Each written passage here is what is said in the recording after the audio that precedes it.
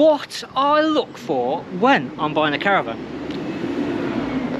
This is going to help you hopefully do the same, because a lot of what I'm going to be looking for is what you should be looking for, and some of it will be slightly different and I will see things that you possibly won't.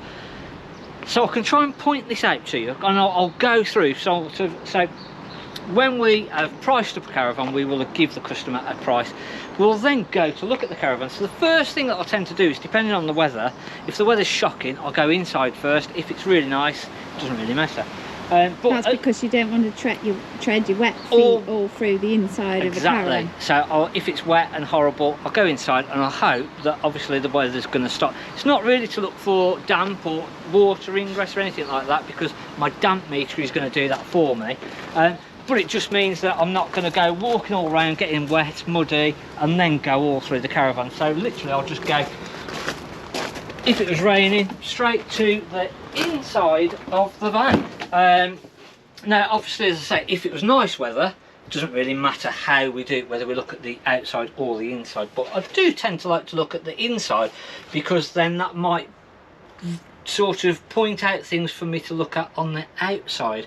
So I do like to look at things on the inside first. So if you find some damp and then you have to go outside. Sort of, if I've got something and I'm going, oh, what's going on there, and then you can sort of look at it from outside, and that will then corroborate possibly what I've seen inside. So first thing, I will just literally look at sort of general condition. Does it smell? Don't know whether you can smell it on the camera. Probably not. Probably not. But yeah, sort of, does it smell? Has it had animals in it? Does it smell of smoke?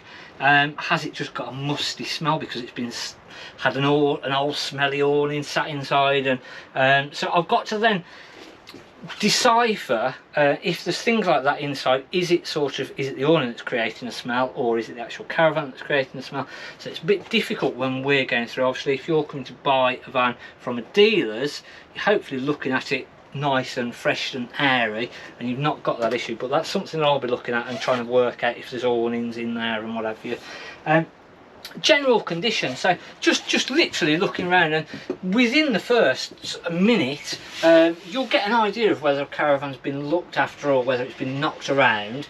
Obviously, if we've got big holes all in the worktops, big screw-ups all up on the side, we've got a chewed up sort of corner, the upholstery's got rips in, it pretty much tells you straight away that caravan's not been looked after and it's not in the best of condition. So just a general look round.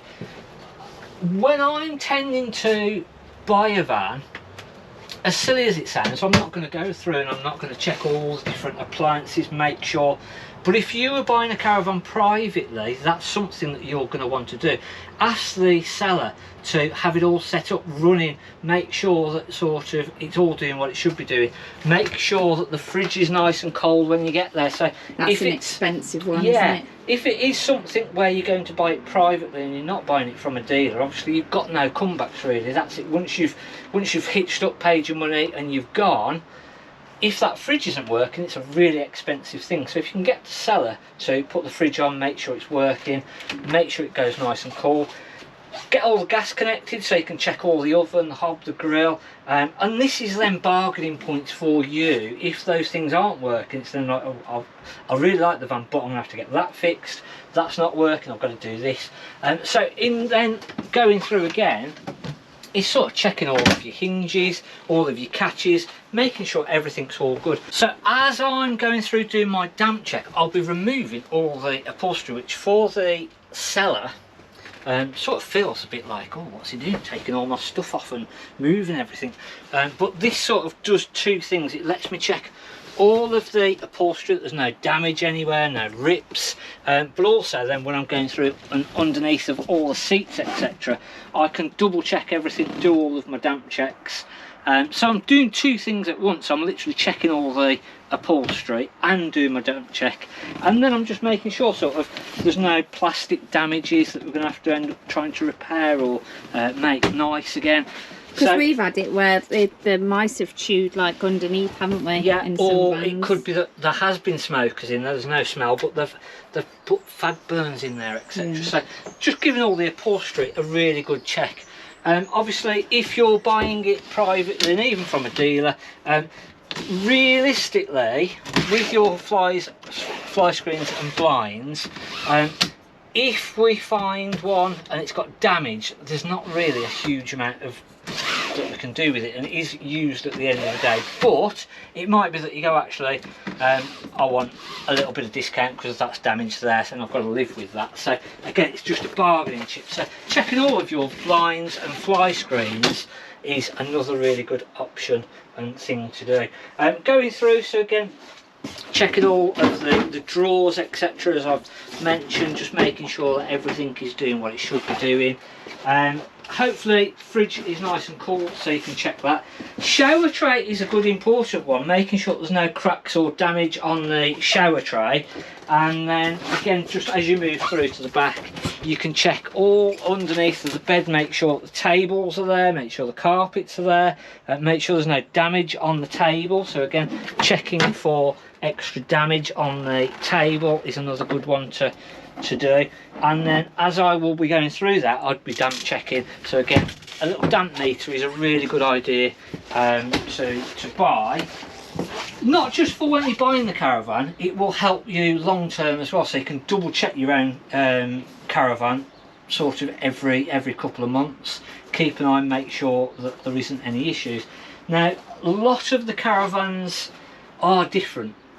So on most of the Baileys from 2010, it's just a floor damp check. So all of the ceilings, all of the walls, it's all composite, it's all GRP. So there's not really any reason to be going around and damp checking this. If you get a reading, it's not actually that it's leaking, it's just that the material that it's made from. So on all your Baileys from about 2010 onwards, it's just the floor that we're going to damp check. On Swifts, from about 2017, the construction started to change. So on those, you've got to physically look and see whether it's a more of a wood type ceiling. All the floor is going to need to be damp checked, but on some, they sort of started to change the construction. So it's them physically looking at it and sort of probably Googling and saying, right, on a 2016 Sprite Major 6, what is the construction and how and where should I damp check it? So again, just a little bit of research before you go to look at it, and you'll know then where to look.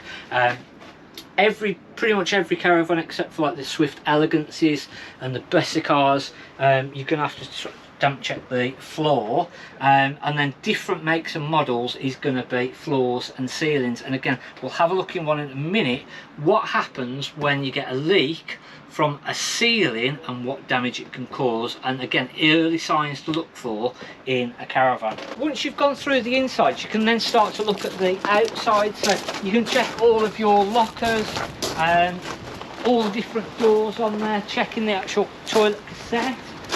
You can go through and check the different flaps. So it's always good to check your flaps. It's just nice routine check. And again, this is something, before you actually tow, make sure your flaps are locked in, because there's nothing worse than your flaps flying around in the wind as you're travelling. You don't want your flaps going. And then you can lose your flaps sometimes. Yeah, so you've got to check them, make sure that your little hinges are all okay. Again, these are quite sort of easy to break, so just checking all of your fittings on the outside are okay, making sure that your wheel arches, everything is all nice and secure. And then obviously, if you're buying the Caravan, making sure your tyres are in date. So these are 2022, so these are okay. About 5 years is what we sort of say on the tyre age, so they're all okay. Again, checking your toilet cassette flaps and making sure that they're all okay, making sure all your windows, there's no damage on any of the windows. And again, as we're doing that, we can be checking the CRiS numbers as well, and then we want to be doing a CRiS check on the actual Caravan to make sure that it's all as it should be, who owns it, it's registered to who it's supposed to be, and it's all looking correct. So again, all of your flaps, as I say, all of your lockers. We're looking as well on the front and back panels for cracks, so we want to make sure there's no cracking on any of these panels. Some of these are plastic, Now this one's fiberglass, so any little cracks in the fiberglass, it's just cosmetic. But if it's a plastic panel, it's going to be an expensive repair to have that done. Again, we're checking all of our windows, and then again we're checking our back panel for making sure there's no cracks. And again, really we want to get up on a ladder and double check all of that roof. This has just come in. It's going to be 16,495. It's got twin axle motor movers. So we were talking about this on Friday's video, and it has now arrived. So again, it's got the 4-wheel drive motor movers on this. So again, you want to make sure that the motor mover is working. So you want to see that working. You want to go through, going forwards, backwards, all the directions, and make sure it's doing what it should be doing, because that is an expensive repair. If you've got a Swift, if you're looking at a Swift, you want to make sure this front roof light here hasn't got any cracks or damage. If these are cracked, it's going to be about £2,000 to have this fixed, so that's an expensive one to have done. All of your roof lights, again, you want to go through, open them all up, make sure there's no damage and that they all look okay. This is a really good layout. This has got your side dinette, so they've got a bunk bed on here. This one's got all of the Alco wheel locks as well, so again you want to make sure all those locks are there, all the actual locking part of it, so everything is complete and that they all fit the alloy, and that when you get home that lock isn't going to be incorrect and not actually for this Caravan. This is quite a funny layout because you don't see many of these with a fixed bed side dinette L shape, and then at the back you've got a nice big washroom with separate shower and toilet. If I stay at the front you'll be able to have a look. Yes, I was going to say. So again, just having a visual check of all of your panels as you look through, checking all of the bits and pieces, making sure that the toilet works. Obviously you're not going to sit on there and go to the toilet, but just make sure the flusher works, make sure it spins okay, and that the little flap opens on the toilet correctly. Again, a good idea just to go through and just open all the windows up, so make sure all of the windows are doing what they should be, that have not all been sealed up. We've seen Caravans before where actually they've all been sealed up because there's been a leak. So making sure all of those are doing what they should be doing. So as I say, this is just coming nice layout, and we don't get these that often to be fair, but a really, really good family van. So let's have a look at a Caravan that has had a leak and see what we can look for. As we're sort of going through our cupboards etc in most of the Caravans, this is what we want to be looking for. So what tends to happen is when these Caravans start to leak and they've got wallboarding or wooden panels, wooden roofs. So as I said, some of the Swifts have still got wooden roofs and wooden floors even when they've got composite sides, but coachmen have got still wooden floors, wooden sides, wooden roofs, and when they leak, this is the same with the Eldises as well, they create a water stain. Yeah, Luna's exactly the same. Some of the Swifts are exactly the same as well. So if they've got a wooden roof or still wooden sides, this is what tends to happen. So you'll see this wallpaper marking that's gone blue, and what's happened is that the water's reacted with the glue and the paper and just discoloured it. So that's sort of the wave lines basically of where the water has gone and settled. So as you're going through and opening and looking in all the different cupboards and checking all the cupboards, that's something that we're looking for. This is quite sort of bad, and sometimes it's that it'll be in the bathroom and it'll be on the ceiling and you can't see it because of the shadows etc. So having all the lights on is a really good idea inside the Caravan, and you can then go through and just make sure that it's not a shadow, so you can see the shadow off my hands there, but when I take that away that's gone. So again, if you turn the light on, off, and having a good look, making sure you've got no blue stains like this, because that is going to be an expensive repair to do. Use the torch on your phone, we've had to in the past, haven't we? And also if you take pictures, if you're not sure and you're thinking, oh, is there something there, isn't there something there, when you take a picture on your phone it's going to enhance it, so it will really stand out on the picture on the phone, whereas sometimes you'll be looking and you go, is there a stain there, isn't there a stain? Take a picture. The other thing then on your CRiS check, when you do your CRiS check, if you've got a newer Caravan, on the actual barcode on the window, if you scan that with your phone, that should come up with the Caravan details, and it will also then be able to give you a proper CRiS check from that. You have to pay for that CRiS check, but on the newer vans you'll be able to then identify with serial numbers off the ovens, hobs and grills. Is it there on the side? So these serial numbers on a lot of the newer ones now will come up on the CRiS check, and you can then cross-reference and make sure that that is all correct and it's all tying up. Hopefully that has give you sort of an insight of what we will look for when we're going through trying to check the vans over, and just again, if something is too good to be true, it usually is. So if you sort of feel something's just not right here, it doesn't add up, it's far too cheap. I've met in a dodgy location to come and look at this Caravan.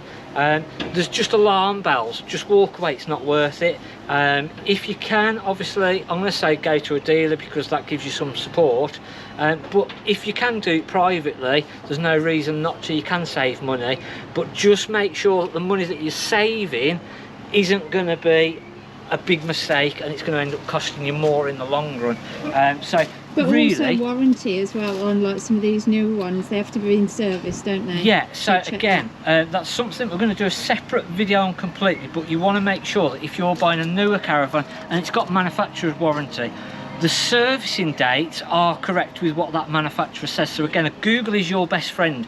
Google what is the service intervals for the particular Caravan, and it should tell you, and you want to make sure that those services have been done within 30 days ideally. If you work on 30 days before the purchase date, original purchase date, which is on the CRiS document, 30 days before or 30 days after, that will cover you, and that will tell you whether that Caravan is within warranty. If the dates are further out than that from the original purchase date for the servicing, double check that manufacturer says that that is then still covered with the warranty, because if it's been serviced too early or too late, the manufacturer can turn around and say, no, sorry, you've not had it done when it should have been done, and your warranty is now nil and void, which is what happened on this Coachman here. So just making sure you've done your sort of checks. So just because we've got all of the service stickers on here doesn't mean that the servicing has been done at the correct intervals. So checking those dates compared to when the Caravan was first registered with CRiS, these services then need to be within certain dates. As I say, if you work on 30 days, either before or after, that should cover you. If it's a little bit out of that, then double check with what the manufacturer says and make sure that that is covered. Once you've purchased the Caravan, you then need to make sure that that Caravan is registered with the manufacturer as well as with CRiS, and that should then entitle you to the remainder of the manufacturer's warranty. We will do a full video in about that and go into proper details, but that gives you a gist of that information. So again, just something else to make sure that is correct when you're buying a Caravan. Hopefully that has helped you. If it has, let us know in the comments. If you've got other things that you say, oh actually this is a good thing to check, let us know. They're our main checks when we're buying a Caravan that we will do.